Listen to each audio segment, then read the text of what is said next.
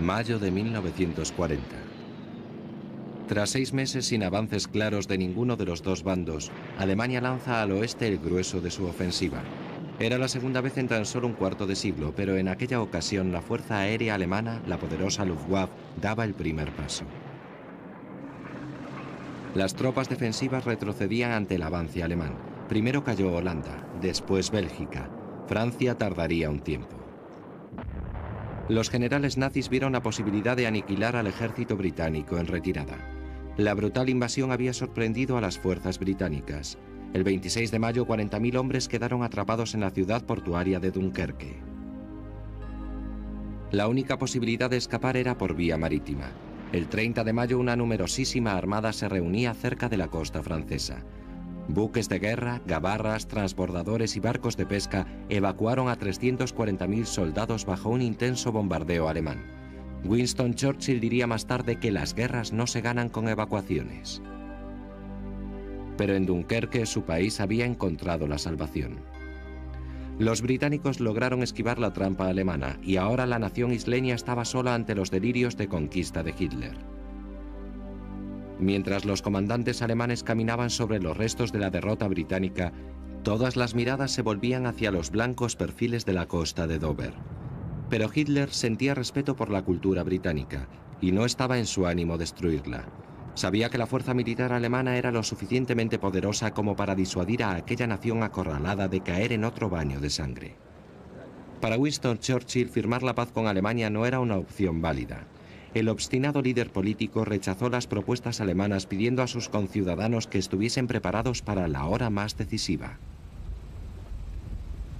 A lo largo de 3.200 kilómetros de costa, Gran Bretaña se transformó en una isla fortificada. Surgieron baterías antiaéreas por doquier. Se cambiaron de lugar los indicadores de carreteras para confundir a los invasores alemanes. Hitler se mostraba desconcertado ante la testarudez de Churchill y el 16 de julio dio por imposible cualquier negociación diplomática.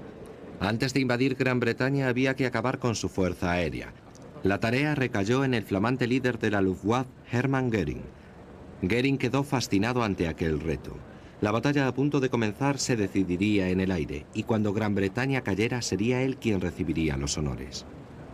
Animado por el dominio que en Europa tenía la aviación alemana, la poderosa Luftwaffe, Göring anticipó que la RAF sería aplastada en pocas semanas. Todo estaba listo para la batalla de Inglaterra. Mientras en Inglaterra su fuerza aérea, la RAF, se preparaba para la contienda. Una de las armas más importantes con que contaba la RAF era esta, el motor Merlin de Rolls-Royce, de 12 cilindros que en el año 1940 proporcionaba más de 1.000 caballos de potencia. Sería el que utilizarían los dos grandes cazas participantes en la batalla de Inglaterra. El más antiguo de aquellos dos aviones era el Hawker Hurricane, monotripulado y con 8 ametralladoras Browning en sus alas. Su primer vuelo lo realizó en 1935 y 5 años más tarde era el caza más numeroso de la RAF. El otro avión era invención del constructor aeronáutico R.J. Mitchell. Había empezado a funcionar en 1936, un año después del Hurricane. El nuevo aparato se hizo famoso como Spitfire, nombre que quedaría para siempre asociado a la batalla de Inglaterra.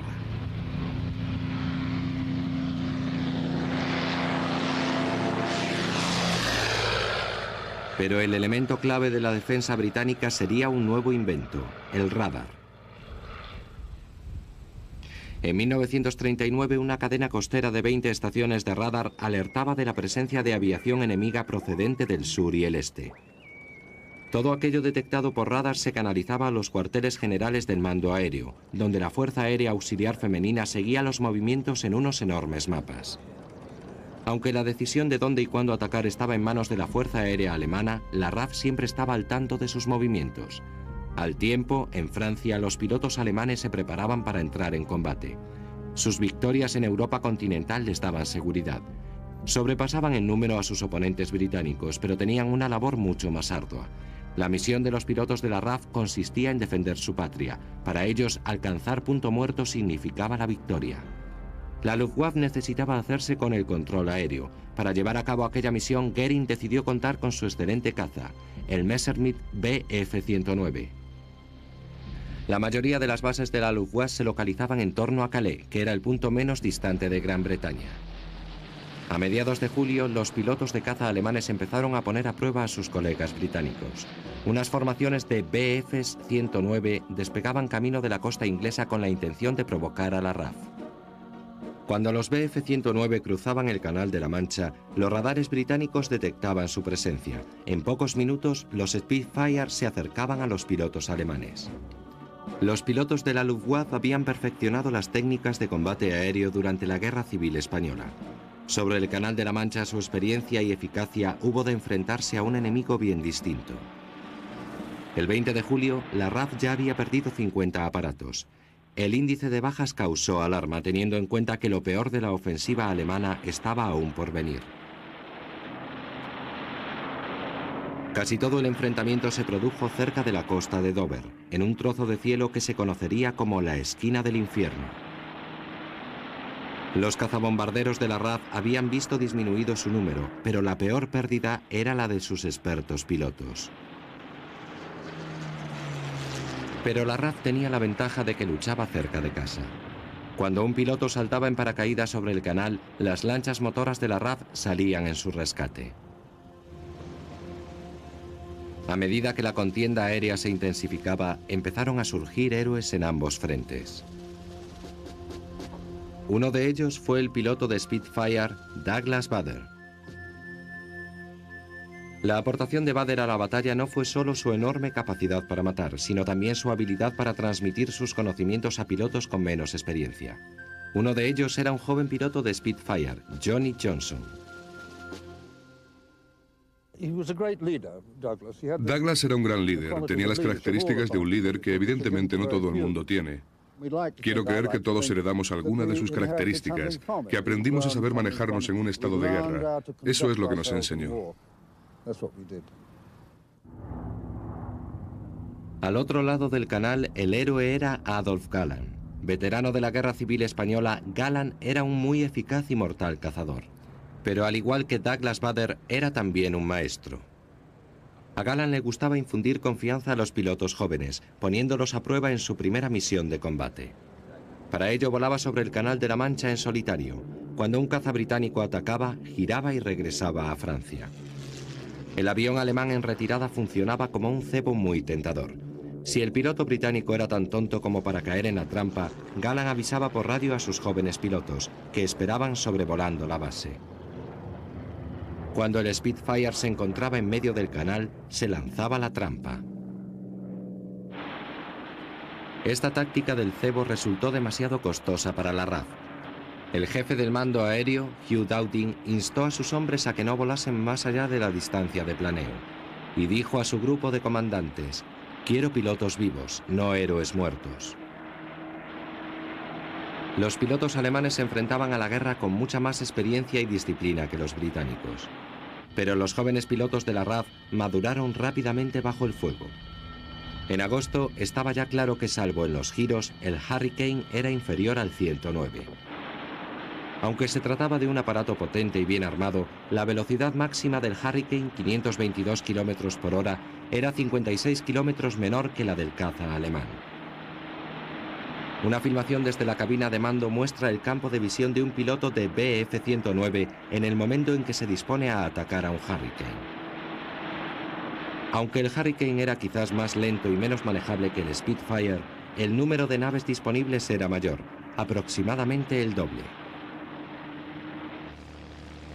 Para una mejor utilización de ambos aparatos, la RAF decidió lanzar sus Hurricane contra las formaciones de bombarderos alemanes, reservando los Spitfire para los Bf 109. Pero los bombarderos alemanes todavía no habían debutado en la campaña contra Inglaterra. El 1 de agosto de 1940, Hitler mandó a Göring preparar la fase 2 de la batalla, es decir, un masivo ataque aéreo destinado a aplastar la defensa aérea británica. Göring se mostraba feliz. Por fin podría descargar toda su fuerza aérea contra instalaciones industriales y campos de aterrizaje británicos. El comienzo de esta fase 2 fue bautizado con el nombre en clave Día del Águila. Los servicios de inteligencia británicos avisaron de un inminente ataque.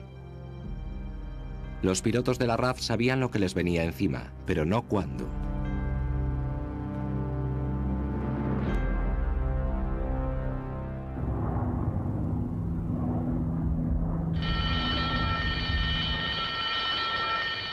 El 13 de agosto de 1940, los pilotos de guerra de la RAF recibieron el aviso. Una enorme fuerza de bombarderos alemanes se acercaba a la costa meridional de Gran Bretaña. Los Spitfire y los Hurricane organizaron rápidamente la salida. El Día del Águila había llegado con toda la fiereza e intensidad de dos naciones en guerra. Había comenzado la batalla de Inglaterra.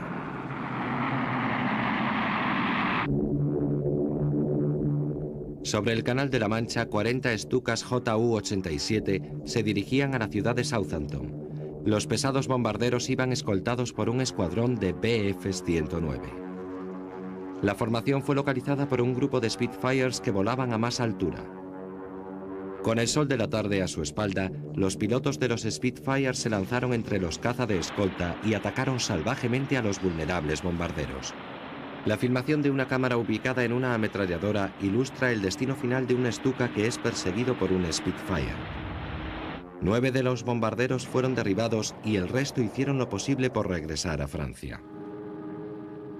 Los comandantes alemanes entendieron que el Stuka no tenía nada que hacer frente a un Spitfire. El bombardero que había hecho estragos en los cielos de Europa caía eliminado de la batalla de Inglaterra. Los Bf-109 alemanes seguían siendo el adversario más letal de la RAF, pero a medida que la Luftwaffe incrementaba su ofensiva, se ponía de manifiesto el gran punto débil del caza. Su limitada autonomía de vuelo permitía a los pilotos un ataque sobre Inglaterra no superior a los 20 minutos. Para dar más protección a sus bombarderos, Hermann Göring pensó en el motor gemelo ME-110, el llamado Destroyer. El Destroyer tenía una autonomía 2 veces superior a la del 109, pero era también más lento, menos manejable y su tamaño lo convertía en blanco fácil. Su actuación frente al Spitfire queda bien reflejada en esta filmación, realizada por la cámara situada en la ametralladora de un Destroyer. Vemos aquí cómo el avión alemán persigue a un Spitfire sobre la costa británica. Cuando parece tener a la vista al piloto británico, el Spitfire sencillamente se aleja.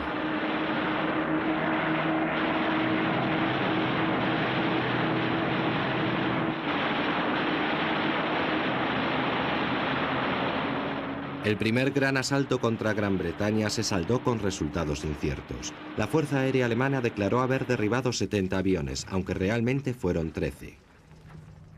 Los alemanes perdieron 33 aparatos, pero lo que más frustró a los pilotos alemanes fue que la RAF demostrara saber siempre a dónde se dirigían los aparatos de la Luftwaffe. La respuesta, por supuesto, estaba en los sistemas de radar. Pero los alemanes nunca parecieron percatarse de su importancia. Tras unos cuantos ataques contra las estaciones de radar británicas, Göring decidió que no merecía la pena efectuar más acciones de aquel tipo. El mayor error cometido durante la batalla de Inglaterra. El 15 de agosto, la Fuerza Aérea de Göring iba a pagar un alto precio. Aquella tarde, Göring lanzó un masivo ataque aéreo desde las bases alemanas de Dinamarca y Noruega. Hasta entonces, casi todos los enfrentamientos se habían desarrollado en el sur. Göring estaba convencido de que un ataque sobre el norte de Inglaterra sorprendería a la RAF. Pero no ocurrió así. Los bombarderos alemanes fueron observados por los radares británicos durante más de una hora. Los pilotos británicos dispusieron de tiempo suficiente para organizarse en formación de ataque, con el sol a sus espaldas. Los pilotos alemanes no los vieron venir. Sorprendida por la fiereza del ataque británico, una formación de Heinkel 111 lanzó sus bombas antes de alcanzar los objetivos. Una segunda oleada logró dar en el blanco, pero sufrieron una despiadada respuesta cuando regresaban a sus bases. 22 fueron los aviones alemanes derribados, mientras que la RAF no sufrió baja alguna. De todos modos, tampoco esta vez los comandantes alemanes supieron valorar la importancia de los radares británicos. La batalla de Inglaterra no se estaba desarrollando tal y como Göring había planeado. En su visita a los escuadrones de cazabombarderos el 21 de agosto, un frustrado Göring increpó a sus pilotos. Los llamó cobardes y los acusó de poner en peligro los planes de invasión de Hitler. A continuación les dio carta blanca para bombardear cualquier punto de cualquier ciudad británica, excepto una. Hitler quería que la capital británica estuviese intacta al caer bajo control alemán. Así pues, el acceso a Londres les estaba estrictamente prohibido. El 24 de agosto, más de 100 bombarderos de la Luftwaffe atacaron las principales bases aéreas militares de la RAF en el sur del país. El campo de aviación de Manston, cerca de Dover, quedó totalmente destruido. Más al norte, las bases de Ramsgate, Northwold y Hornchurch fueron salvajemente castigadas. Se destruyeron hangares, se arrasaron edificios de operaciones y se cortaron líneas de comunicación. Cuando los bombarderos de la RAF regresaron a sus bases, no tenían dónde aterrizar. La nueva estrategia alemana parecía dar resultados. En los días que siguieron, una continua oleada de formaciones de aviones alemanes martilleó las defensas británicas. Los pilotos de la RAF estaban agotados. Habían combatido sin cesar desde julio y la intensidad de los ataques alemanes iba en aumento. La defensa británica se desmoronaba. Para la RAF, el 31 de agosto iba a ser el día más negro. Durante la tarde, el mando aéreo perdió 39 de sus aviones.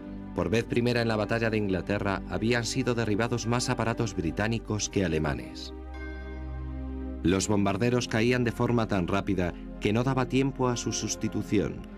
De continuar aquel ritmo, la RAF quedaría eliminada en cuestión de semanas y Gran Bretaña se vería indefensa ante el invasor alemán. Hitler y Goering estaban muy satisfechos del desarrollo de la contienda. La desafiante RAF iba camino de su destrucción. Hitler ordenó que la invasión de Inglaterra empezara el 21 de septiembre. A finales de mes, una cruz esvástica sería izada en lo alto del Parlamento. Los servicios de reconocimiento de la RAF informaron que una fuerza invasora de tropas alemanas se estaba agrupando en la costa francesa. El destino de Gran Bretaña estaba ahora en manos de su asediada fuerza aérea. El comandante en jefe de la Fuerza Aérea, Hugh Dowding, reconoció que solo un milagro salvaría a la RAF. No sabía que ya se había producido uno. La noche del 24 de agosto de 1940, 2 bombarderos alemanes se perdieron en vuelo hacia sus objetivos. Al encontrarse en su camino con un potente fuego antiaéreo, los alemanes descargaron sus bombas y regresaron a sus bases. Lo que aquellos pilotos no sabían era que habían sobrevolado Londres. Diferentes barrios de la capital quedaron en llamas y muchos ciudadanos civiles murieron a la salida de bares y teatros. Para los londinenses aquella fue una noche de terror. Para la RAF, la respuesta a una plegaria. Probablemente Churchill sabía que aquel bombardeo había sido un error, pero daba igual. La oportunidad estaba ahora en sus manos. La noche siguiente, un escuadrón de bombarderos de la RAF salía camino de Berlín. El ataque ocasionó daños de escaso valor, pero fue una situación muy embarazosa para Goering, que había prometido que ningún bombardero enemigo jamás llegaría a Berlín. Tras el ataque, Goering aseguró a Hitler que un hecho semejante no se volvería a repetir. Pero se repitió. A lo largo de las 4 noches siguientes, la RAF descargó bombas sobre la capital alemana. Churchill estaba decidido a golpear a los alemanes hasta que dieran una respuesta. Tras el cuarto ataque sobre Berlín, la paciencia de Hitler tocó fondo. Prometió lanzar una ofensiva sobre el corazón de Gran Bretaña. Londres sería destruida. El 7 de septiembre, los radares británicos detectaron una enorme formación de aviones alemanes sobre Calais. Era una fuerza de tal envergadura que los comandantes de la RAF estaban convencidos de que se avecinaba una invasión aerotransportada. De hecho, cientos de bombarderos se dirigían directamente a Londres. Tan solo la magnitud de la formación alemana ya resultaba inabordable para la RAF. A la caída de la noche, el centro de Londres era pasto de las llamas. A lo largo de la semana siguiente, los bombarderos alemanes atacaron Londres sin interrupción. Calles históricas, monumentos y templos quedaron destruidos. 2000 ciudadanos civiles murieron y más de 10.000 resultaron heridos. Pero los ataques acabarían beneficiando a la RAF. Mientras los bombarderos alemanes se concentraban en su ataque a la capital, el mando aéreo contó con tiempo para reparar los daños ocasionados. Se reconstruyeron los campos de aviación y se volvieron a abrir las líneas de comunicación. El dolor sufrido por Londres fue un alivio para la RAF. El curso de la batalla estaba de nuevo a favor de Gran Bretaña. Pero Hermann Göring estaba convencido de que Gran Bretaña se encontraba al borde de su caída definitiva. El domingo 15 de septiembre ordenó una última operación sobre Gran Bretaña. Aseguró a sus hombres que acusaban ya el cansancio, que aquel golpe final obligaría a los británicos a someterse. Para aquella acción utilizó 400 bombarderos y más de 700 cazas. Una vez más, el objetivo era Londres.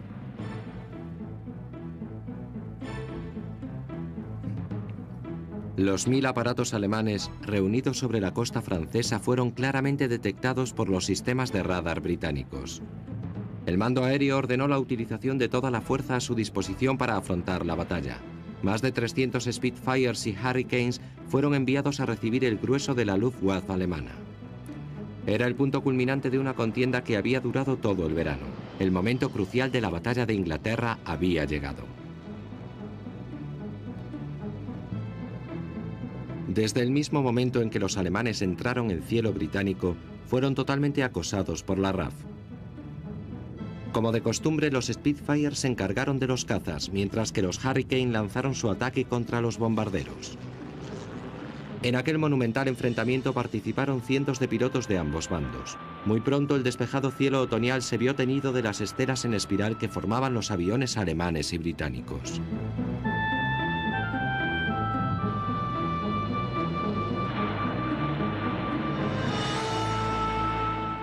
Debido a su limitada autonomía de vuelo, los cazas alemanes se vieron obligados a regresar a sus bases tras tan solo 20 minutos de lucha. En el fragor de la contienda, muchos decidieron continuar en combate, quedándose sin carburante sobre el Canal de la Mancha. Desprotegidos, los bombarderos alemanes cayeron bajo la aviación británica. Al final del día, 40 habían sido destrozados y muchos más apenas habían logrado regresar a sus bases. Fue una victoria decisiva para la RAF. Göring seguía pensando que los británicos podían ser vencidos, pero Hitler ya no confiaba en él. La invasión de Inglaterra fue pospuesta indefinidamente. La RAF había ganado la batalla de Inglaterra. Mediante una transmisión a través de la BBC, un aliviado primer ministro decía a su país: «Jamás en el campo de la contienda humana tantos han debido tanto a tan pocos». Ser inglés y ser piloto de guerra en 1940 era lo mejor que me podía haber ocurrido.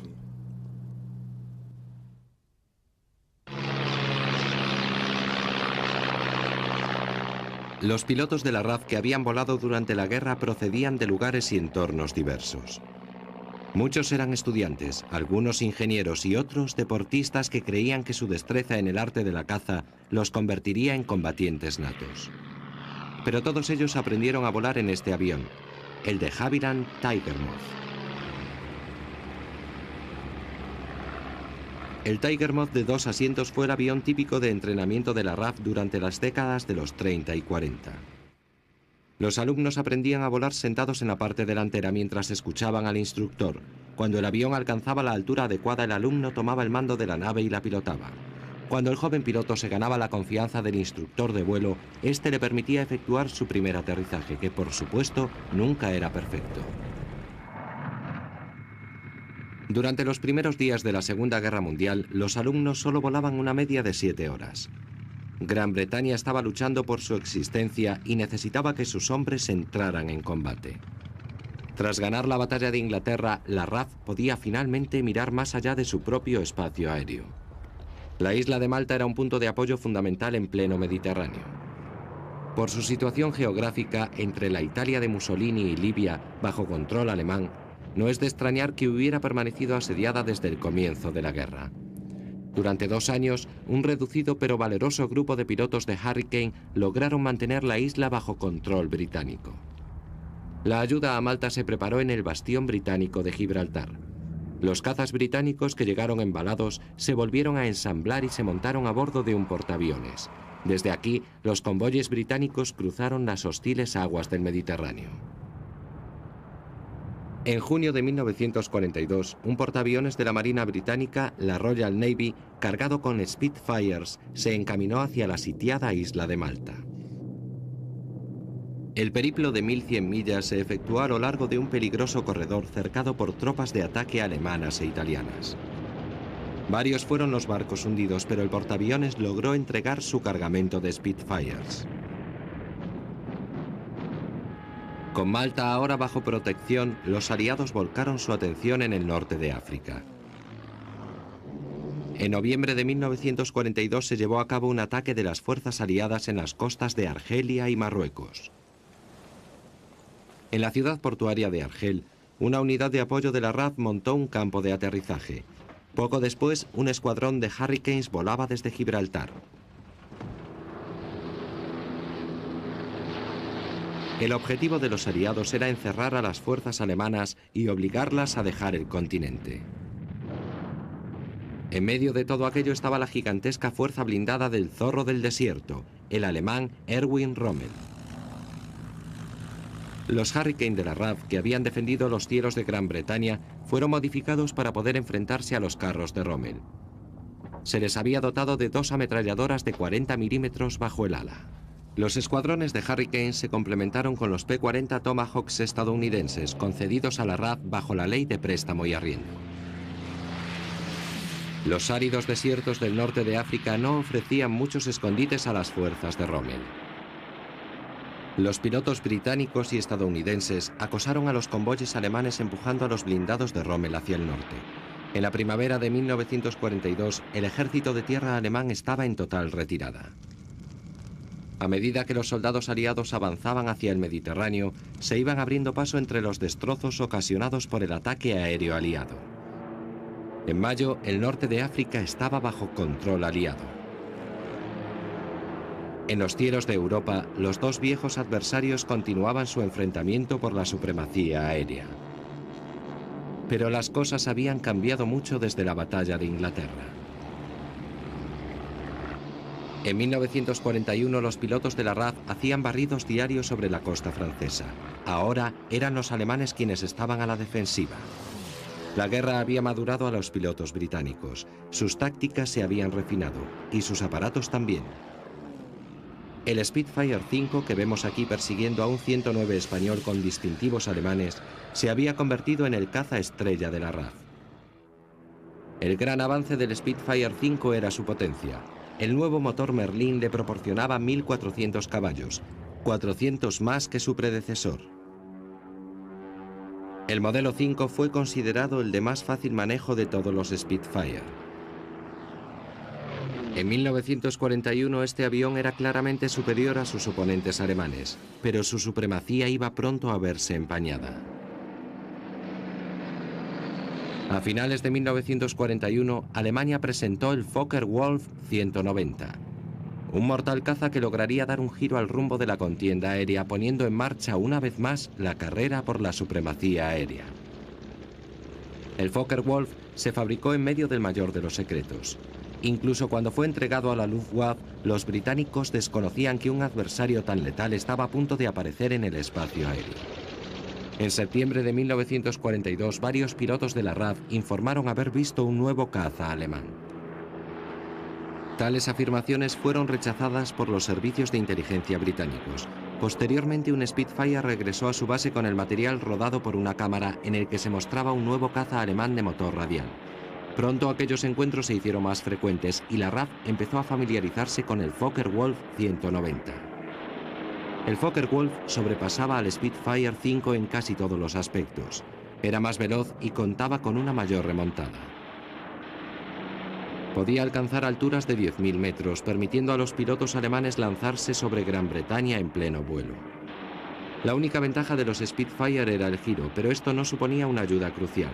Durante el verano de 1942, los pilotos de la RAF sufrieron pérdidas considerables. Había que hacer algo rápidamente. En Inglaterra, Rolls-Royce estaba construyendo un motor más potente para el nuevo bombardero Lancaster. El sobrealimentado motor Merlin de 1.600 caballos llamó la atención del mando aéreo. La RAF quiso saber si el nuevo motor podría utilizarse en sus cazas. El resultado fue el Spitfire 9. El motor Merlin de mayor tamaño no había sido diseñado para un avión de combate y el morro del Spitfire tuvo que ser alargado 45 centímetros. El Spitfire 9 fue fabricado para la RAF como medida disuasoria para mantener a raya al Focke-Wulf mientras no aparecía un verdadero sustituto.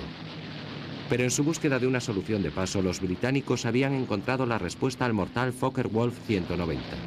En 1942, Estados Unidos estaba ya implicada en la contienda y su octava Fuerza Aérea acababa de llegar a Inglaterra. Mientras la RAF bombardeaba Alemania de noche, los norteamericanos preferían volar durante el día. El mando aéreo de la RAF recibió la misión de proteger las formaciones estadounidenses. La gran estrella de los Spitfire, Johnny Johnson, recuerda aquellos días. Teníamos que escoltar a la octava Fuerza Aérea, pues los alemanes desplegaban toda su fuerza y atacaban, a veces en grupos de 50 Fokker, y se producían enfrentamientos muy violentos.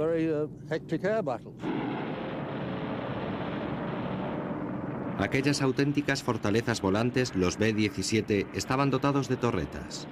Las tripulaciones estadounidenses eran muy valientes y tenían fama de disparar a cualquier caza que se les aproximara. Los pilotos de los Spitfire decidieron crear un escudo protector a 1,5 kilómetros de los B-17. Cuando un caza alemán rompía la barrera, lo dejaban a merced de los cazadores estadounidenses. La limitada autonomía de vuelo de los Spitfire suponía que los pilotos de la RAF solo podían escoltar a los bombarderos hasta la frontera holandesa. El resto de la misión, los estadounidenses la cumplían en solitario. Los cazas alemanes atacaban a placer. Cuando la formación regresaba a las bases, los Spitfire de la RAF eran enviados a su encuentro sobre cielo holandés. La fuerza que regresaba era siempre menor que la que había partido, pero aquellos castigados supervivientes mantenían su formación. Verlos regresar era muy emocionante. Al menos lo era para mí. Volvían en una formación que en nada se parecía a la que había partido 5 horas antes. Los aviones tenían boquetes y echaban humo, pero volvían y mantenían la formación. En junio de 1942, los cazas estadounidenses y británicos limpiaron el cielo de Normandía. Había comenzado la liberación de Francia. El ataque británico se localizó en el flanco oriental de Normandía. Los estadounidenses desembarcaron en el oeste. En los días que siguieron, las defensas alemanas se vieron obligadas a retroceder. Se dio protección a los campos de aterrizaje y en breve los cazas británicos estuvieron listos para aterrizar en Francia. En 1944 el aviador Johnny Johnson había sido ascendido al rango de capitán de grupo. Ahora se encontraba al mando de una escuadrilla de pilotos de caza canadienses. El 10 de junio, Johnson y sus hombres hicieron historia al convertirse en los primeros pilotos aliados en aterrizar en Francia. 2 días más tarde, Winston Churchill se convertía en el primer líder aliado que ponía pie en Normandía. Blandiendo un cigarro, el triunfante primer ministro se reunió con sus fuerzas.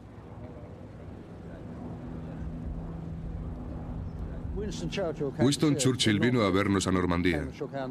Nos dio la mano. Y como teníamos un buen coñac Martel que nos habían dado los franceses, le dije al primer ministro: tenemos un estupendo coñac Martel. ¿Quiere llevárselo a Inglaterra? Y contestó: pese a todos los desastres y tribulaciones de la guerra, jamás me ha faltado coñac, así que quédenselo a ustedes. Los pilotos aliados celebraron su feliz regreso a Europa, pero la guerra distaba mucho de su fin. Los pilotos alemanes intentaban a la desesperada expulsar a los bombarderos aliados fuera de Francia. Johnny Johnson y su grupo de canadienses se enfrentaron a la Luftwaffe en violentos combates sobre Normandía, pero los pilotos alemanes carecían de la disciplina de los que habían peleado en Gran Bretaña. Durante uno de los enfrentamientos, el equipo de Johnson derribó 7 aviones alemanes sin registrar ni una sola pérdida de Spitfires. Tras la contienda, el comandante de la RAF, Harry Broadhurst, visitó la base aérea en compañía del general del ejército británico, Bernard Montgomery. Broadhurst dio órdenes a Johnson de que contara al general su proeza. El general Montgomery me dijo: ¿qué ha hecho? Y yo le respondí: bueno, pues hemos tenido un enfrentamiento y hemos derribado 7 109s. Y el general me comentó: ojalá pudiera decirme que ha derribado 7 carros Tiger, pues son mi verdadera pesadilla en estos momentos. Montgomery tenía razón. Se necesitaban más aviones anticarros de combate que aviones caza. Para ello, la RAF pensó en el mortal Hawker Typhoon. Los oficiales de la RAF llevaban carros especialmente equipados. Cuando los aliados se encontraban con los blindados alemanes, desde el control de superficie se llamaba a los aviones. Los pilotos de los Typhoon esperaban sobrevolando el campo de batalla a unos 600 metros. Al recibir la llamada, la formación barría al enemigo. El punto fuerte de los Typhoon eran los proyectiles que llevaba. Durante el ataque, los pilotos se lanzaban en picado en parejas hacia el frente de una columna de carros alemanes. A unos 400 metros, la primera pareja de aviones hacía fuego de frente sobre los blindados alemanes. Otra pareja atacaba a los carros por la parte posterior de la columna. Atrapados en medio, los demás quedaban a merced de la acción de la RAF. El vicecomandante de la Fuerza Aérea Británica, Harry Broadhurst, diría más tarde que su labor fue la misión más difícil que jamás se había encargado a la Fuerza Aérea. Pero a medida que los aliados avanzaban en territorio francés, la misión fue convirtiéndose también en la más importante. Habían pasado 4 años desde el ataque aéreo sobre Londres y Alemania estaba a punto de lanzar una nueva forma de terror contra la población británica. La bomba volante V-1 hizo su primera aparición sobre Londres el 13 de junio de 1944. Aquella ojiva tenía un aspecto y producía en el cielo un sonido distinto a cualquier otro artefacto conocido. Pero los londinenses pronto se dieron cuenta de que el característico zumbido del estatorreactor V-1 no era tan amenazante como el silencio que se producía a continuación. Cuando el motor se paraba, el proyectil caía sobre la ciudad. Los V-1 eran lanzados desde rampas de tiro instaladas en el norte de Francia. No estaban diseñados para destruir objetivos específicos, pero daba igual. Las bombas volantes eran armas de terror diseñadas para producir estragos entre la población civil. Para Gran Bretaña había 3 formas de intentar frenar el impacto de los V-1: la artillería antiaérea, una red de globos y cables y los cazas de la RAF. Contra los V-1 se utilizó el mismo sistema defensivo que había salvado a Gran Bretaña el verano de 1940. En las pantallas de radar, la velocidad y la trayectoria constante de una bomba volante la hacía reconocible ante todo lo demás que cruzaba los cielos. La misión de captura de los V-1 recayó básicamente en los pilotos del nuevo Hawker Tempest. El V-1 podía alcanzar 600 km por hora. El Tempest era ligeramente más veloz, pero si el piloto volaba en sentido contrario, la bomba volante lograba su objetivo. La idea era atacar al V-1 desde lo alto, utilizando velocidad de ataque en picado para cerrar distancia. Durante el verano, Alemania incrementó su barrera de fuego. Cientos de V-1 hicieron su aparición. Pero la RAF estaba a punto de presentar un arma propia.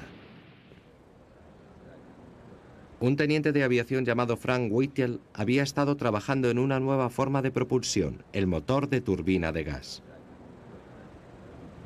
El primer motor de Whittle fue probado en 1937. 4 años después estaba listo para ser instalado en un avión. El primer avión a reacción, el Gloster E-2839, voló el 15 de mayo de 1941.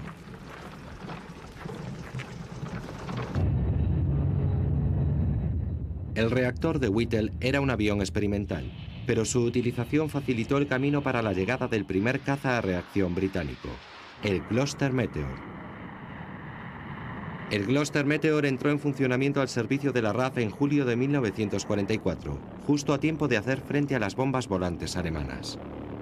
Los ataques alemanes fueron en aumento progresivo durante aquel verano, y pese a los esfuerzos de la RAF, el V-1 se había cobrado las vidas de miles de civiles británicos. El escuadrón de Meteors tuvo su primer encuentro con las bombas volantes en agosto. Pero gracias a la ocupación aliada de Francia, los ataques finalizaron al mes siguiente. Solo 13 V-1 fueron destruidos por los Meteor.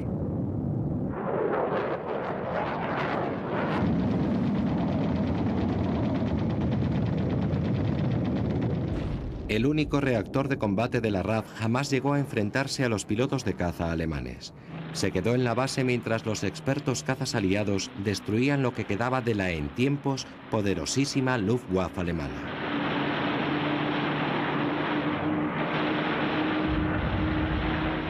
Pero había llegado la época de los reactores, y los cazas impulsados por hélice que habían llevado a la RAF a la victoria pronto iban a ser arrinconados.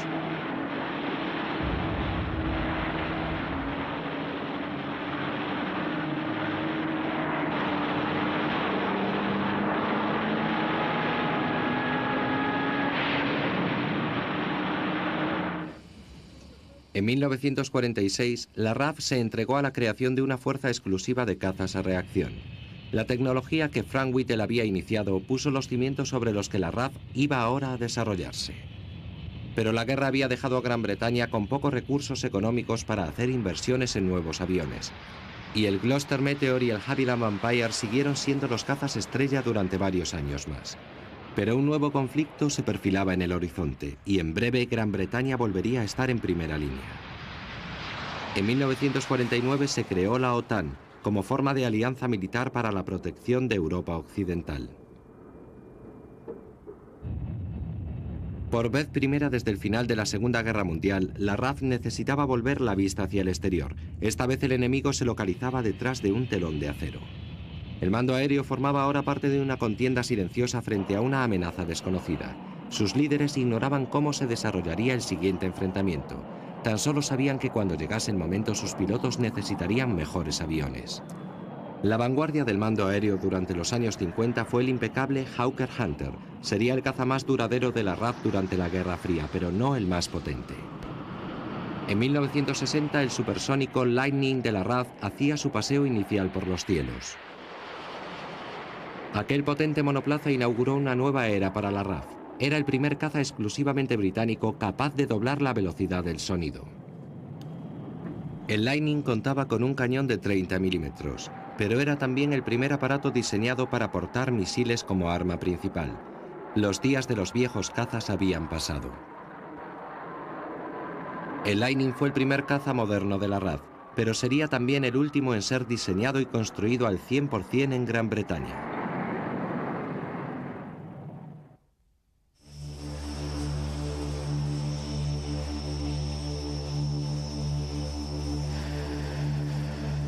Estos son los Tornado F-3, los únicos aviones diseñados para la RAF.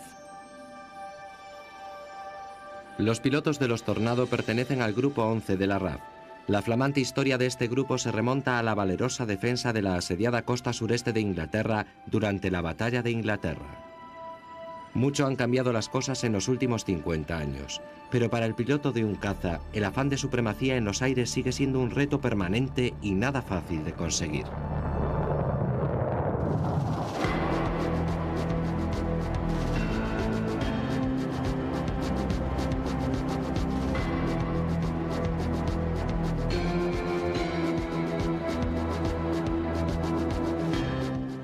En estos momentos, los pilotos de caza de la RAF realizan vuelos de combate simulados. Los ejercicios con armas tácticas constituyen un juego de guerra en el que participan varios escuadrones y una amplia variedad de aparatos.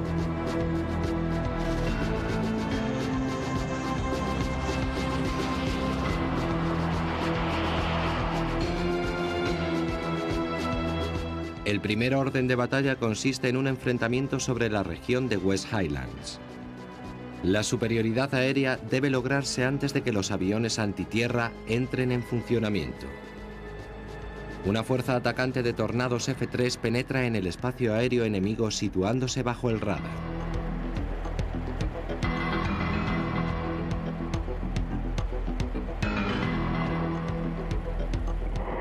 Al igual que el estadounidense F-14 Tomcat, el Tornado F-3 dispone de un ala móvil. Para un mejor manejo y control de velocidad reducida, el ala puede moverse hacia adelante hasta formar un ángulo de 25 grados. Pero cuando hace falta ganar velocidad, el ala se repliega hasta alcanzar los 68 grados. El ejercicio de hoy pondrá frente a frente a cazas enemigos en una breve pero estimulante ráfaga de maniobras G. En una situación real, las tácticas de la RAF serían menos personales. El Tornado F-3 fue diseñado especialmente para intercepciones de largo alcance de bombarderos soviéticos. El potente radar Fox Hunter del Tornado puede detectar objetivos múltiples a una distancia de más de 160 kilómetros. En combate, las alas ajustables del F-3 permiten una muy idónea combinación de velocidad y agilidad. El resto depende de la pericia del piloto. En combate real, el piloto del F-3 puede lanzar su proyectil de corto alcance AIM-9L. Pero de forma ideal, el Skyflash de alcance medio instalado en el fuselaje inferior evitaría que cualquier enemigo osase acercarse.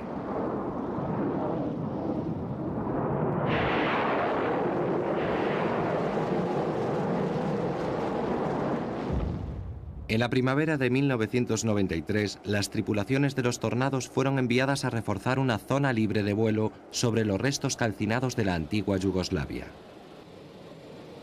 Los radares de los F-3 actuaron como elemento disuasorio para los pilotos serbios que tuvieran en mente despegar. Vigilando la situación se encontraban 2 aviones centinela de la RAF, que habían sido enviados a la región formando parte de la fuerza de la OTAN. La multitud de participantes en el conflicto de Bosnia requería un complejo entramado táctico. Cada mañana la tripulación del E-3 recibe un programa de movimientos aéreos amistosos que informa de todos los vuelos de la OTAN dentro y cerca de Bosnia. Casi todos los aparatos desconocidos detectados eran helicópteros de apoyo que transportaban tropas y generales cerca de la zona de combate. Cuando la tripulación de un E-3 recoge un aparato desconocido, envían un aviso mediante frecuencia internacional, instándole a que aterrice o deje la zona. La información se pasa simultáneamente a los comandantes de la OTAN, que deciden el tipo de acción a emprender. El Tornado Fighter lleva en servicio desde 1984. Es un aparato de la Guerra Fría diseñado para interceptar bombarderos soviéticos. Pero el mundo ha cambiado y la RAF piensa en una nueva generación de cazas con los que entrar en el siglo XXI.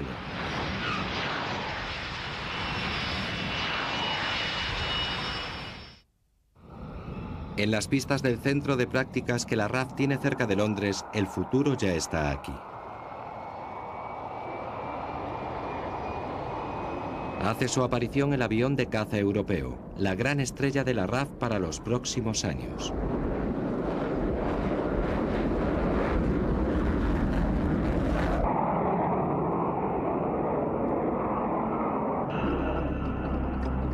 Como su nombre indica, el avión de caza europeo es el resultado de un consorcio europeo. El proyecto se remonta a comienzos de los 80, cuando Alemania, Italia, España y Gran Bretaña decidieron combinar sus recursos para construir un caza de defensa europeo. Tras años de preparación y discusión se ha conseguido un diseño a la altura de los tiempos que se avecinan. El avión de caza europeo es monotripulado y dispone de alas delta modificadas. Directamente detrás del morro de este avión hay un par de aletas que facilitan al piloto un mejor manejo y control de velocidad reducida. Porta una amplia variedad de misiles de corto y medio alcance y un sistema armamentístico de alta tecnología que le permite detectar y destruir 6 objetivos a la vez.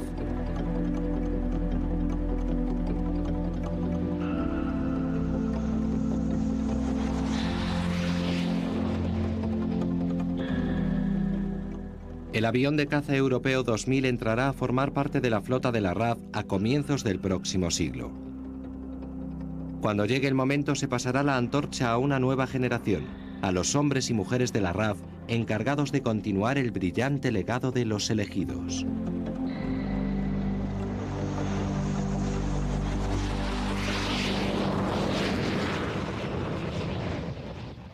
Las de los viejos cazas habían pasado.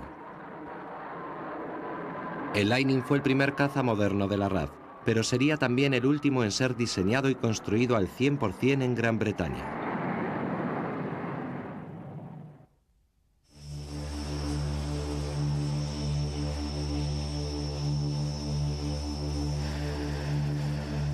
Estos son los Tornado F-3, los únicos aviones diseñados para la RAF. Los pilotos de los Tornado pertenecen al Grupo 11 de la RAF. La flamante historia de este grupo se remonta a la valerosa defensa de la asediada costa sureste de Inglaterra durante la Batalla de Inglaterra. Mucho han cambiado las cosas en los últimos 50 años, pero para el piloto de un caza, el afán de supremacía en los aires sigue siendo un reto permanente y nada fácil de conseguir.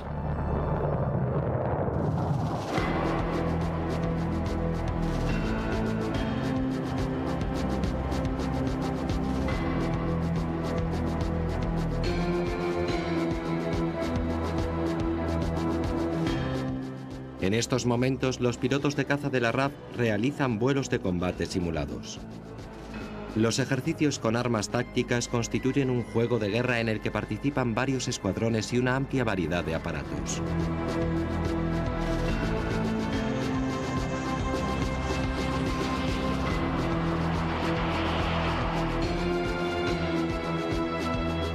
El primer orden de batalla consiste en un enfrentamiento sobre la región de West Highlands.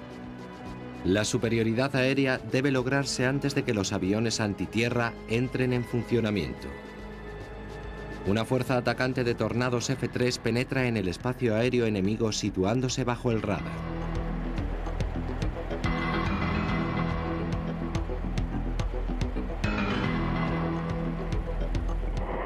Al igual que el estadounidense F-14 Tomcat, el Tornado F-3 dispone de un ala móvil. Para un mejor manejo y control de velocidad reducida, el ala puede moverse hacia adelante hasta formar un ángulo de 25 grados. Pero cuando hace falta ganar velocidad, el ala se repliega hasta alcanzar los 68 grados. El ejercicio de hoy pondrá frente a frente a cazas enemigos en una breve pero estimulante ráfaga de maniobras G. En una situación real, las tácticas de la RAF serían menos personales. El Tornado F-3 fue diseñado especialmente para intercepciones de largo alcance de bombarderos soviéticos. El potente radar Fox Hunter del Tornado puede detectar objetivos múltiples a una distancia de más de 160 kilómetros. En combate, las alas ajustables del F-3 perdieron 33 aparatos, pero lo que más frustró a los pilotos alemanes fue que la RAF demostrara saber siempre a dónde se dirigían los aparatos de la Luftwaffe. La respuesta, por supuesto, estaba en los sistemas de radar. Pero los alemanes nunca parecieron percatarse de su importancia. Tras unos cuantos ataques contra las estaciones de radar británicas, Goering decidió que no merecía la pena efectuar más acciones de aquel tipo. El mayor error cometido durante la batalla de Inglaterra. El 15 de agosto, la Fuerza Aérea de Goering iba a pagar un alto precio. Aquella tarde, Goering lanzó un masivo ataque aéreo desde las bases alemanas de Dinamarca y Noruega. Hasta entonces, casi todos los enfrentamientos se habían desarrollado en el sur. Goering estaba convencido de que un ataque sobre el norte de Inglaterra sorprendería a la RAF. Pero no ocurrió así. Los bombarderos alemanes fueron observados por los radares británicos durante más de una hora. Los pilotos británicos dispusieron de tiempo suficiente para organizarse en formación de ataque, con el sol a sus espaldas. Los pilotos alemanes no los vieron venir. Sorprendida por la fiereza del ataque británico, una formación de Heinkel 111 lanzó sus bombas antes de alcanzar los objetivos. Una segunda oleada logró dar en el blanco, pero sufrieron una despiadada respuesta cuando regresaban a sus bases. 22 fueron los aviones alemanes derribados, mientras que la RAF no sufrió baja alguna. De todos modos, tampoco esta vez los comandantes alemanes supieron valorar la importancia de los radares británicos. La batalla de Inglaterra no se estaba desarrollando tal y como Goering había planeado. En su visita a los escuadrones de cazabombarderos el 21 de agosto, un frustrado Goering increpó a sus pilotos. Los llamó cobardes y los acusó de poner en peligro los planes de invasión de Hitler. A continuación les dio carta blanca para bombardear cualquier punto de cualquier ciudad británica, excepto una. Hitler quería que la capital británica estuviese intacta al caer bajo control alemán. Así pues, el acceso a Londres les estaba estrictamente prohibido. El 24 de agosto, más de 100 bombarderos de la Luftwaffe atacaron las principales bases aéreas militares de la RAF en el sur del país. El campo de aviación de Manston, cerca de Dover, quedó totalmente destruido. Más al norte, las bases de Ramsgate, Northwell y Hornchurch fueron salvajemente castigadas. Se destruyeron hangares, se arrasaron edificios de operaciones y se cortaron líneas de comunicación. Cuando los bombarderos de la RAF regresaron a sus bases, no tenían dónde aterrizar. La nueva estrategia alemana parecía dar resultados. En los días que siguieron, una continua oleada de formaciones de aviones alemanes martilleó las defensas británicas. Los pilotos de la RAF estaban agotados. Habían combatido sin cesar desde julio, paraban para entrar en combate. Sus victorias en Europa continental les daban seguridad. Sobrepasaban en número a sus oponentes británicos, pero tenían una labor mucho más ardua.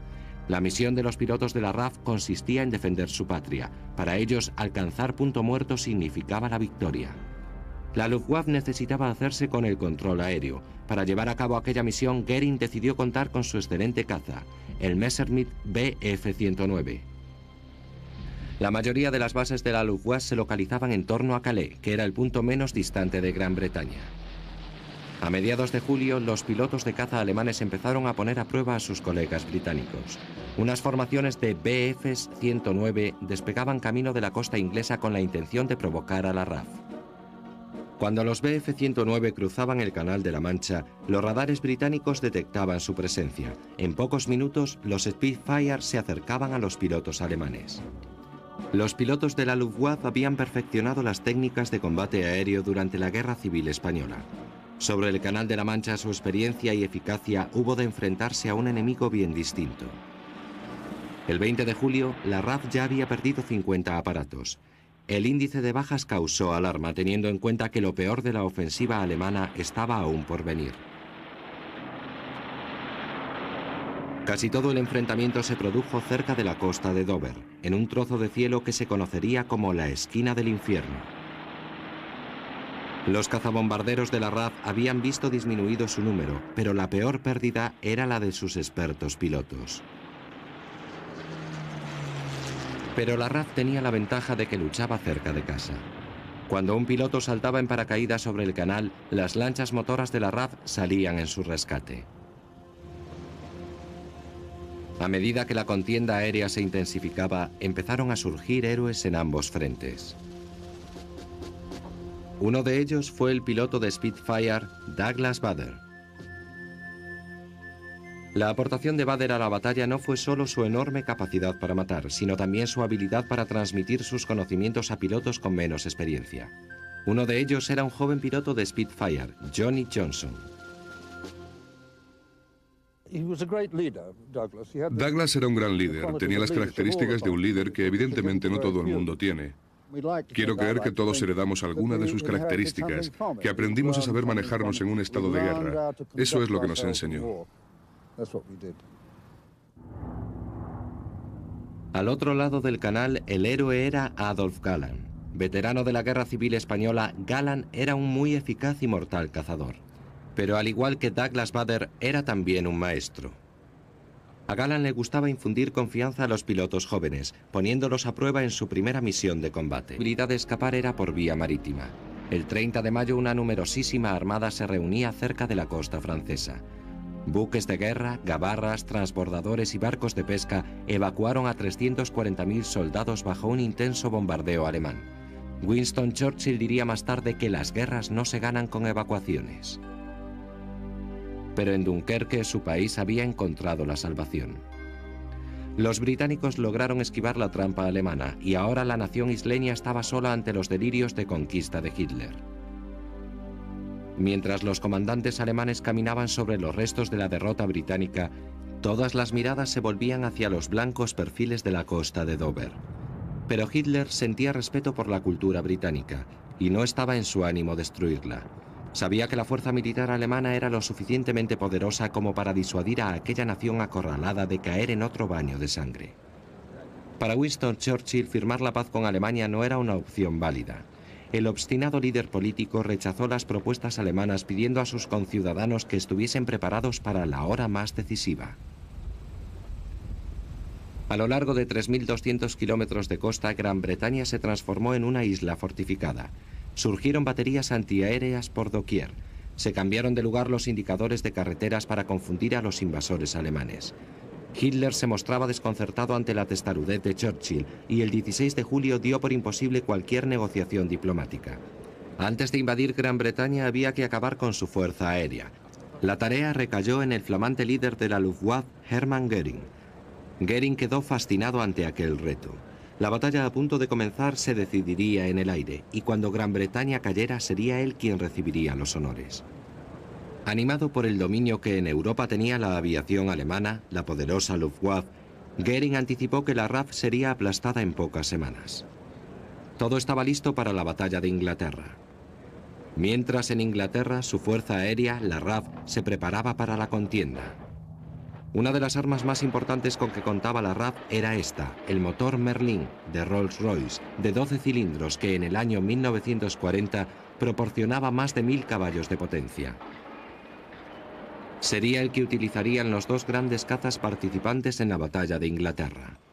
El más antiguo de aquellos dos aviones era el Hawker Hurricane, monotripulado y con 8 ametralladoras Browning en sus alas. Su primer vuelo lo realizó en 1935 y 5 años más tarde era el caza más numeroso de la RAF. El otro avión era invención del constructor aeronáutico R.J. Mitchell. Había empezado a funcionar en 1936, un año después del Hurricane. El nuevo aparato se hizo famoso como Spitfire, nombre que quedaría para siempre asociado a la batalla de Inglaterra. Para dar más protección a sus bombarderos, Hermann Göring pensó en el motor gemelo ME-110, el llamado Destroyer. El Destroyer tenía una autonomía 2 veces superior a la del 109, pero era también más lento, menos manejable y su tamaño lo convertía en blanco fácil. Su actuación frente al Spitfire queda bien reflejada en esta filmación, realizada por la cámara situada en la ametralladora de un Destroyer. Vemos aquí cómo el avión alemán persigue a un Spitfire sobre la costa británica. Cuando parece tener a la vista al piloto británico, el Spitfire sencillamente se aleja.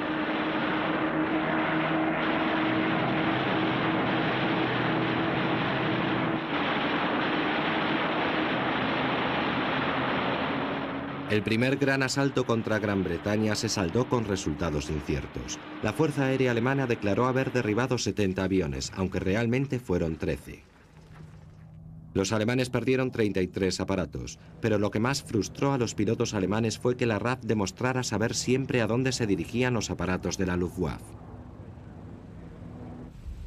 La respuesta, por supuesto, estaba en los sistemas de radar. Pero los alemanes nunca parecieron percatarse de su importancia. Tras unos cuantos ataques contra las estaciones de radar británicas, Göring decidió que no merecía la pena efectuar más acciones de aquel tipo. El mayor error cometido durante la batalla de Inglaterra. El 15 de agosto, la Fuerza Aérea de Göring iba a pagar un alto precio. Aquella tarde, Göring lanzó un masivo ataque aéreo desde las bases alemanas de Dinamarca y Noruega. Hasta entonces, casi todos los enfrentamientos se habían desarrollado en el sur. Göring estaba convencido de que un ataque sobre el norte de Inglaterra sorprendería a la RAF. Pero no ocurrió así. Los bombarderos alemanes fueron observados por los radares británicos durante más de una hora. Los pilotos británicos dispusieron de tiempo suficiente para organizarse en formación de ataque, con el sol a sus espaldas. Los pilotos alemanes no los vieron venir. Sorprendida por la fiereza del ataque británico, una formación de Heinkel 111 lanzó sus bombas antes de alcanzar los objetivos. Una segunda oleada logró dar en el blanco, pero sufrieron una despiadada respuesta cuando regresaban a sus bases. 22 fueron los aviones alemanes derribados, mientras que la RAF no sufrió baja alguna. De todos modos, tampoco esta vez los comandantes alemanes supieron valorar la importancia de los radares británicos. La batalla de Inglaterra no se estaba desarrollando tal y como Göring había planeado. En su visita a los escuadrones de cazabombarderos el 21 de agosto, un frustrado Göring increpó a sus pilotos. Los llamó cobardes y los acusó de poner en peligro los planes de invasión de Hitler, viendo a los pilotos alemanes lanzarse sobre Gran Bretaña en pleno vuelo. La única ventaja de los Spitfire era el giro, pero esto no suponía una ayuda crucial. Durante el verano de 1942, los pilotos de la RAF sufrieron pérdidas considerables. Había que hacer algo rápidamente. En Inglaterra, Rolls-Royce estaba construyendo un motor más potente para el nuevo bombardero Lancaster. El sobrealimentado motor Merlin de 1600 caballos llamó la atención del mando aéreo. La RAF quiso saber si el nuevo motor podría utilizarse en sus cazas. El resultado fue el Spitfire 9. El motor Merlin de mayor tamaño no había sido diseñado para un avión de combate y el morro del Spitfire tuvo que ser alargado 45 centímetros. El Spitfire 9 fue fabricado para la RAF como medida disuasoria para mantener a raya al Focke-Wulf mientras no aparecía un verdadero sustituto. Pero en su búsqueda de una solución de paso, los británicos habían encontrado la respuesta al mortal Focke-Wulf 190. En 1942, Estados Unidos estaba ya implicada en la contienda y su octava Fuerza Aérea acababa de llegar a Inglaterra. Mientras la RAF bombardeaba Alemania de noche, los norteamericanos preferían volar durante el día. El mando aéreo de la RAF recibió la misión de proteger las formaciones estadounidenses. La gran estrella de los Spitfire, Johnny Johnson, recuerda aquellos días.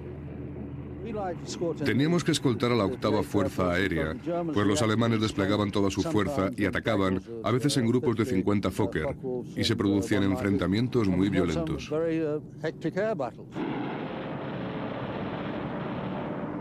Aquellas auténticas fortalezas volantes, los B-17, estaban dotados de torretas. Las tripulaciones estadounidenses eran muy valientes y tenían fama de disparar a cualquier caza que se les aproximara. Los pilotos de los Spitfire decidieron crear un escudo protector a 1,5 kilómetros de los B-17. Cuando un caza alemán rompía la barrera, lo dejaban a merced de los cazadores estadounidenses. La limitada autonomía de vuelo de los Spitfire suponía que los pilotos de la RAF solo podían escoltar a los bombarderos hasta la frontera holandesa.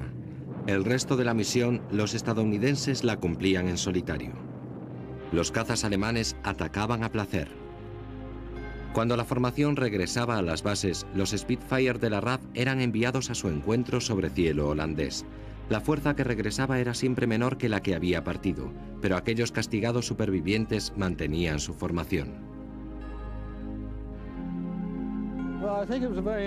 Verlos regresar era muy emocionante.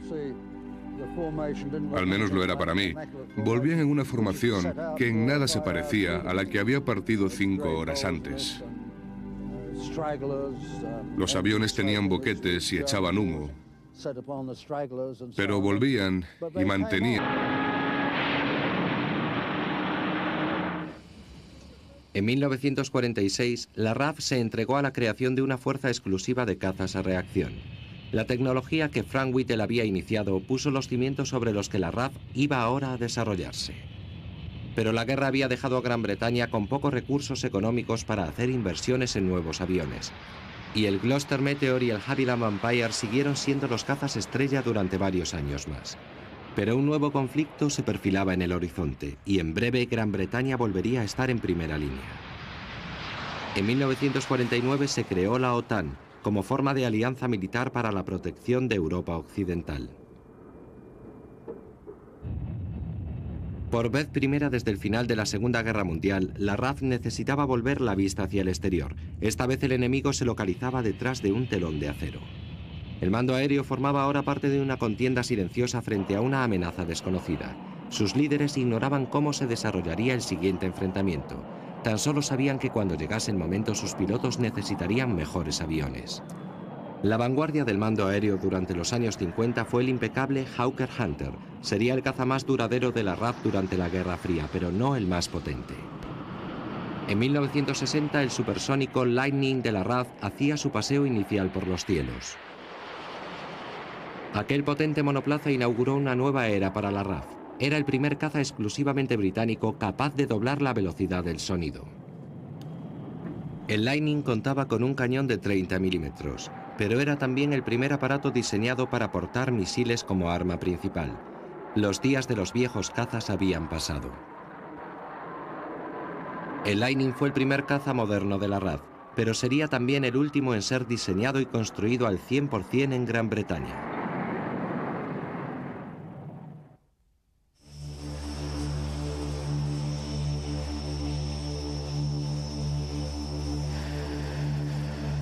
Estos son los Tornado F-3, los únicos aviones diseñados para la RAF.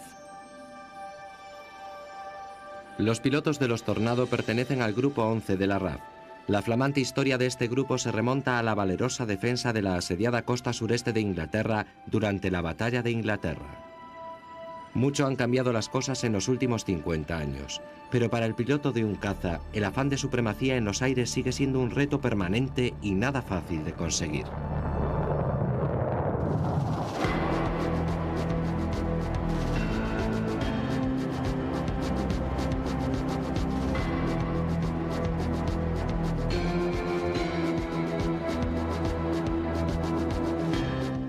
En estos momentos, los pilotos de caza de la RAF realizan vuelos de combate simulados, crear cualquier punto de cualquier ciudad británica, excepto una.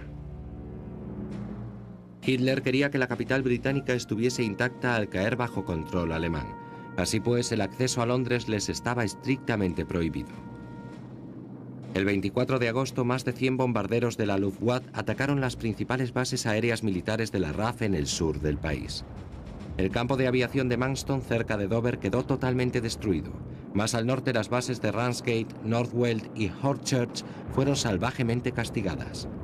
Se destruyeron hangares, se arrasaron edificios de operaciones y se cortaron líneas de comunicación. Cuando los bombarderos de la RAF regresaron a sus bases, no tenían dónde aterrizar. La nueva estrategia alemana parecía dar resultados. En los días que siguieron, una continua oleada de formaciones de aviones alemanes martilleó las defensas británicas. Los pilotos de la RAF estaban agotados. Habían combatido sin cesar desde julio y la intensidad de los ataques alemanes iba en aumento. La defensa británica se desmoronaba. Para la RAF, el 31 de agosto iba a ser el día más negro. Durante la tarde, el mando aéreo perdió 39 de sus aviones. Por vez primera en la batalla de Inglaterra, habían sido derribados más aparatos británicos que alemanes. Los bombarderos caían de forma tan rápida que no daba tiempo a su sustitución. De continuar aquel ritmo, la RAF quedaría eliminada en cuestión de semanas y Gran Bretaña se vería indefensa ante el invasor alemán. Hitler y Goering estaban muy satisfechos del desarrollo de la contienda. La desafiante RAF iba camino de su destrucción. Hitler ordenó que la invasión de Inglaterra empezara el 21 de septiembre. A finales de mes, una cruz esvástica sería izada en lo alto del Parlamento. Los servicios de reconocimiento de la RAF informaron que una fuerza invasora de tropas alemanas se estaba agrupando en la costa francesa. El destino de Gran Bretaña estaba ahora en manos de su asediada fuerza aérea. El comandante en jefe de la Fuerza Aérea, Hugh Dowding, reconoció que solo un milagro salvaría a la RAF. No sabía que ya se había producido uno. La noche del 24 de agosto de 1940, 2 bombarderos alemanes se perdieron en vuelo hacia sus objetivos. Al encontrarse en su camino con un potente fuego antiaéreo, los alemanes descargaron sus bombas y regresaron a sus bases. Lo que aquellos pilotos no sabían era que habían sobrevolado Londres. Diferentes barrios de la capital quedaron en llamas y muchos ciudadanos civiles murieron a la salida de bares y teatros. Para los londinenses aquella fue una noche de terror. Para la RAF, la respuesta a una plegaria. Probablemente Churchill sabía que aquel bombardeo había sido un error, pero daba igual. La oportunidad estaba ahora en sus manos. La noche siguió. El escuadrón de Meteors tuvo su primer encuentro con las bombas volantes en agosto. Pero gracias a la ocupación aliada de Francia, los ataques finalizaron al mes siguiente. Solo 13 V-1 fueron destruidos por los Meteor.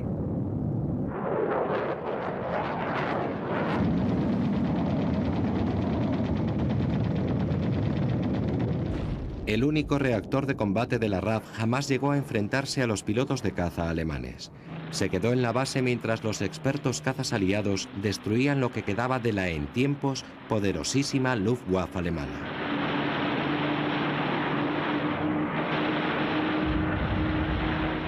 Pero había llegado la época de los reactores, y los cazas impulsados por hélice que habían llevado a la RAF a la victoria pronto iban a ser arrinconados.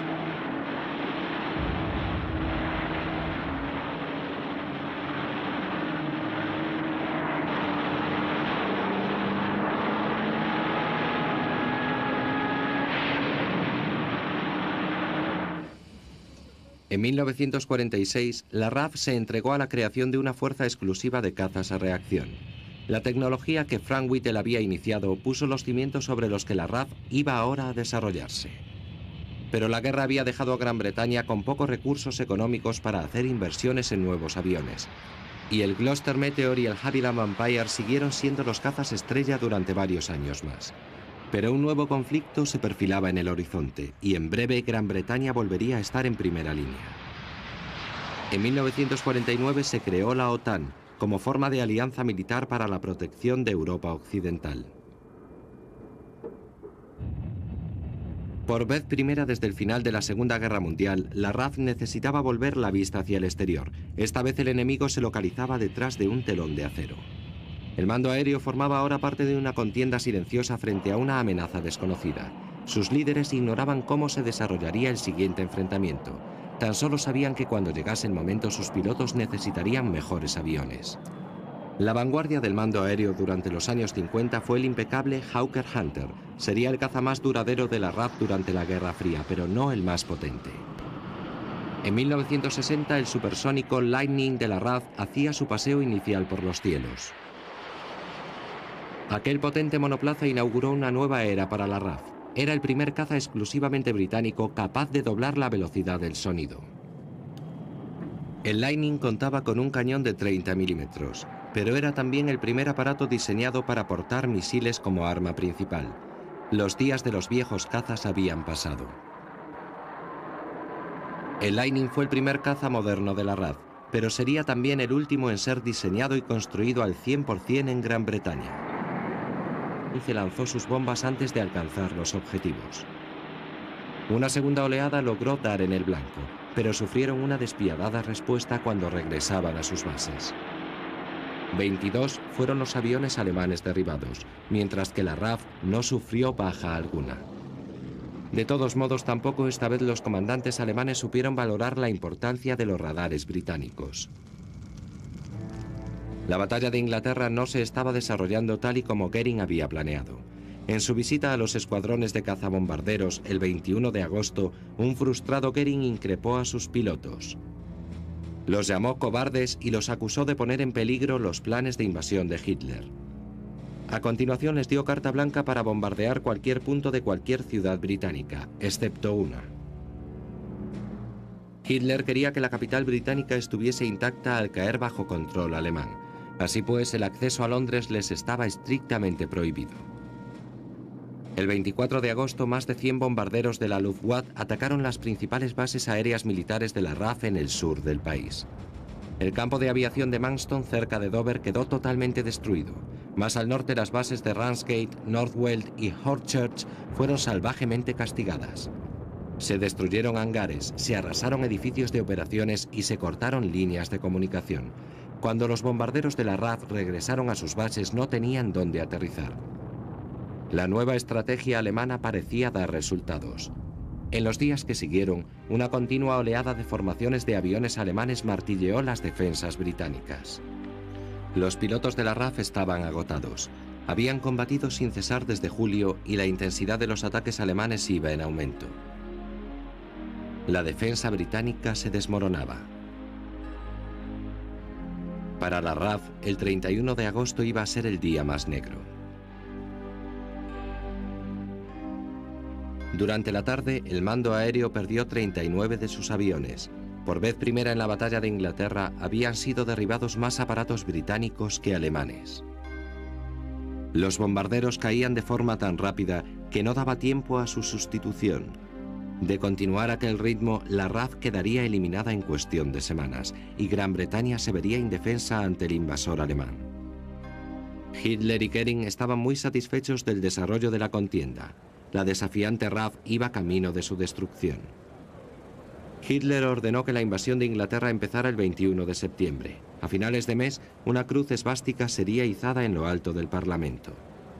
Los servicios de reconocimiento de la RAF informaron que una fuerza invasora de tropas alemanas se estaba agrupando en la costa francesa. El destino de Gran Bretaña estaba ahora en manos de su asediada fuerza aérea. El comandante en jefe de la Fuerza Aérea, Hugh Dowd de Gran Bretaña, fueron modificados para poder enfrentarse a los carros de Rommel. Se les había dotado de 2 ametralladoras de 40 milímetros bajo el ala. Los escuadrones de Hurricane se complementaron con los P-40 Tomahawks estadounidenses, concedidos a la RAF bajo la ley de préstamo y arriendo. Los áridos desiertos del norte de África no ofrecían muchos escondites a las fuerzas de Rommel. Los pilotos británicos y estadounidenses acosaron a los convoyes alemanes empujando a los blindados de Rommel hacia el norte. En la primavera de 1942, el ejército de tierra alemán estaba en total retirada. A medida que los soldados aliados avanzaban hacia el Mediterráneo, se iban abriendo paso entre los destrozos ocasionados por el ataque aéreo aliado. En mayo, el norte de África estaba bajo control aliado. En los cielos de Europa, los dos viejos adversarios continuaban su enfrentamiento por la supremacía aérea.